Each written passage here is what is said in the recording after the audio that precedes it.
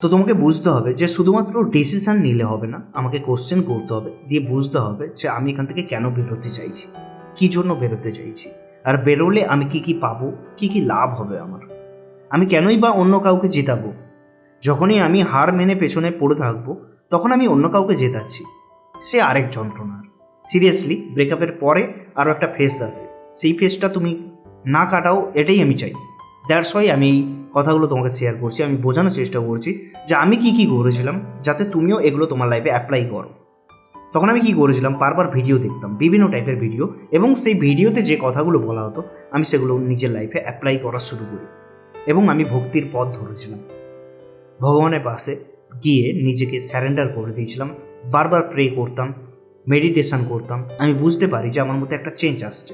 পরে গিয়ে আমি জানতে পারি যে আমার স্পিরিচুয়াল অ্যাওয়েকিং চলছে, আর স্পিরিচুয়াল অ্যাওয়েকিং প্রত্যেক মানুষেরই হয়। প্রত্যেকটা মানুষই যখন খুব খারাপ সিচুয়েশনের মধ্যে দিয়ে যায় তার একটা স্পিরিচুয়াল অ্যাওয়েকিং ঘটে, কারোর ছোট, কারোর অতিরিক্ত বড়।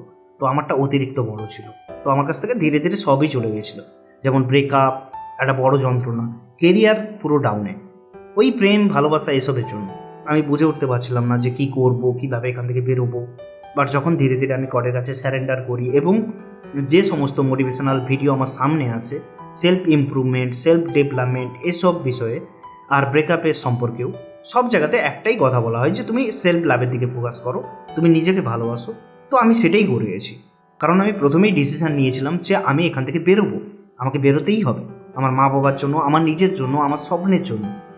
দেন আমি নিজেকে কোশ্চেন করে একটাই উত্তর পেয়েছিলাম যে আমি নিজেকে ভালোবাসিনি, দ্যাটস ওয়াই কেউ আমাকে ছেড়ে যেতে পেরেছে। তো আমার নিজেকে ভালোবাসতেই হবে, আমি কারোর অপেক্ষায় বসে থাকবো না, মাফ করবো, যেতে দেবো, ব্যাস। আর গডের কাছে আমি স্যারেন্ডার করে দেবো, রোজ প্রে করবো, ভগবান বলে কেউ আছে, আর সে এক না একদিন এর বিচার করবে, তার উপরে ছেড়ে দেবো। আমি ওয়েট করে বসে থাকবো না ভগবান কবে তার বিচার করবে, কিভাবে শাস্তি দেবে, এত কিছু আমার জানার দরকার নেই। কেউ আমার সাথে ভুল করেছে, মাফ করেছি, যাও। এমন কোনো ভুল করেনি যেটাতে মাফ করা যাবে না, কিন্তু সবচেয়ে বড় আদালতে কিন্তু সে বিচার পাবেই। রিভেঞ্জ অফ নেচার কাজ করে। সিরিয়াসলি আমি নিজের চোখে বারবার দেখেছি কিভাবে রিভেঞ্জ অফ নেচার কাজ করে। তুমি হয়তো ভাবছো যে ওই মানুষটা আজকে জিতে যাচ্ছে, জিতছেন, ও হারছে, জিতেছো তুমি। তুমি প্রকৃত অর্থে ভালোবেসেছো, মন থেকে ভালোবেসেছো, আর মন ভাঙার বিচার ওপরওয়ালা করে। আমরা ভাবি যে ওপরওয়ালা নেই, কেউ নেই, আমাদের দেখছে না, বিচার করছে না, যদি কেউ থাকতো তাহলে ওই মানুষটা কেন আমাকে ছেড়ে গেল, কেন আমাকে এত কষ্ট দিল, কেন আমার এত কষ্ট হচ্ছে, আমি তো শুধু ভালোবেসেছিলাম। ভুলটা তো ওখানেই, তুমি নিজেকে ভালোবাসোনি। ভগবান তো আমাদের প্রত্যেককে ইউনিক করে বানিয়েছে, আমরা নিজেকে না ভালোবেসে অন্যকে বেশি ভালোবাসা দিয়ে ফেলি। সেটা তো আমাদের ফল্ট, সেটা ভগবানের ফল্ট নয়। প্রথমে তো নিজেকে ভালোবাসো, প্রথমে তো নিজেকে একটু কদর করো, দেন তুমি অন্য কাউকে ভালোবাসো।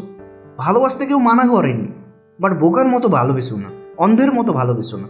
ভগবান কি তোমাকে হাত, পা, চোখ, মুখ, কান, ব্রেন এমনি এমনি দিয়েছে? বিচার বিচক্ষণ করার জন্য দিয়েছে। তো তোমার প্রথমে তো উচিত হবে যে নিজেকে ভালোবাসা, নিজের কেয়ার করা। আর এই কথাগুলো আমি স্পিরিচুয়ালিটিতে আসার পরেই বুঝেছি। আর একটা কথা বলি, ওই সময়ের যে যন্ত্রণাটা আমি পেয়েছি, সেই যন্ত্রণাটা আমার জীবনে আশীর্বাদ হয়ে আছে। প্রচুর কষ্ট পেয়েছি, আজকে যেমন তুমি পাচ্ছ সেম টু সেম আমি পেয়েছি। বাট ওই যন্ত্রণাটা না দিলে ওই মানুষটা আমাকে, আজকে আমি তোমাদের সামনে বসতে পারতাম না। এই ক্যামেরা আমার সবচেয়ে বড় শত্রু ছিল, ক্যামেরার সামনে আমি সঠিকভাবে কথা বলতে পারতাম না। আজকে দেখো অনেকটা বেস্ট হতে কথা বলছি, বাকিটা সমস্যা দেওয়া হবে। এমন নয় যে একদিনে সব কিছু ঠিক করতে হবে। আজকে 1.5 বছর ধরে আমি ট্রাই করছি, কিন্তু হচ্ছে না ততটা ভালো, আমি তোমাদের সাথে কানেক্ট করতে পারছি না। বাট আমার কোনো দুঃখ নেই, কেন বলো তো? আমি কোনো কিছুকে চেপে ধরে বসি না। একটা সময় বসতাম, একটা মানুষ ছেড়ে যাচ্ছে, আমি তাকে ছাড়তে পারতাম না, বারবার তার কাছে ভিক্ষা চাইতাম যে প্লিজ আমাকে ছেড়ে যেও না, আমি তোমাকে ছাড়া বেকার, আমি তোমাকে ছাড়া থাকতে পারবো না, আমি তোমাকে ছাড়া খেতে পারবো না, ঘুমাতে পারবো না, এইসব করতাম, আমি ছাড়তে জানতাম না।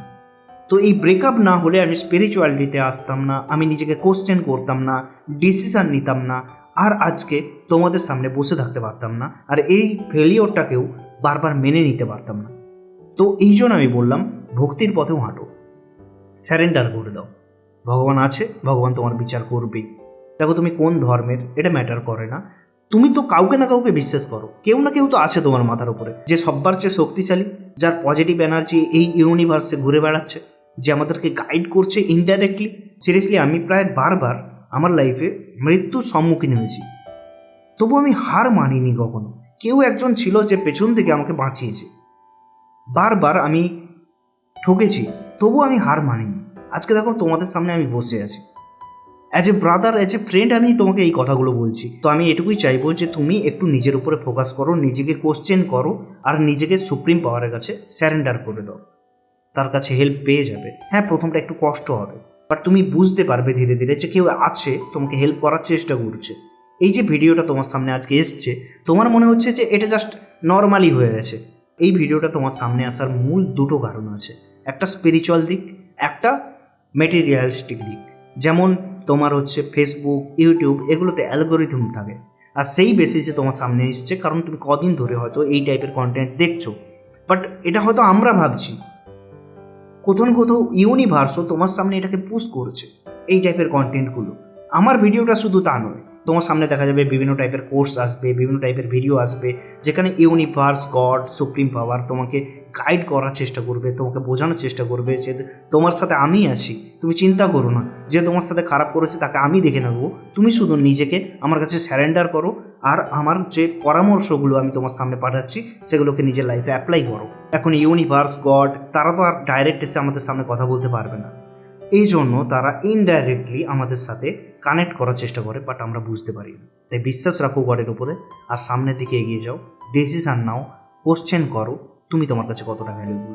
ভালো থাকো, দেখা হবে নেক্সট ভিডিওতে।